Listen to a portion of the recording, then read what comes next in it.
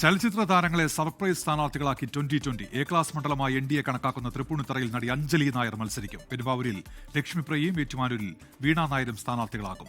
രാഷ്ട്രീയത്തിനതീതമായി ജനങ്ങൾ എൻഡിഎക്ക് വോട്ട് ചെയ്യുമെന്ന് കേന്ദ്രമന്ത്രി സുരേഷ് ഗോപി.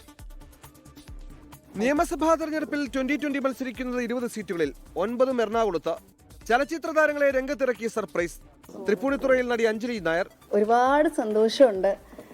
ഇങ്ങനൊരു കാര്യം പാർട്ടി ആവശ്യപ്പെട്ടപ്പം അത് തൃപ്പൂണിത്തുറ ആയിരിക്കും എന്നുള്ള ഒരു സൂചന പോലും എനിക്ക് ഉണ്ടായിരുന്നില്ല.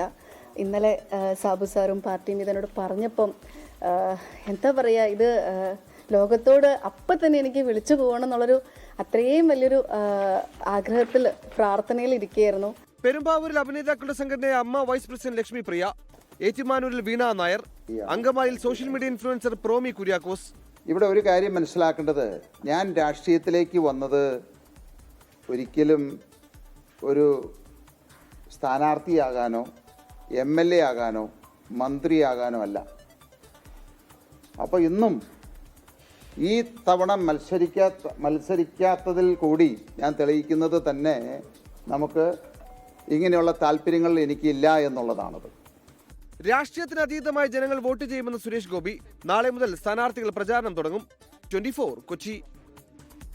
ലോകത്തെവിടെയായാലും ഏത് സമയത്തും 24 വാർത്തകളും ഓഗ്മെന്റഡ് റിയാലിറ്റി പാക്കേജുകളും എക്സ്പ്ലെയിനറുകളും വിശദമായി കാണാൻ ഞങ്ങളുടെ യൂട്യൂബ് ചാനൽ നിങ്ങൾക്ക് സബ്സ്ക്രൈബ് ചെയ്യാം.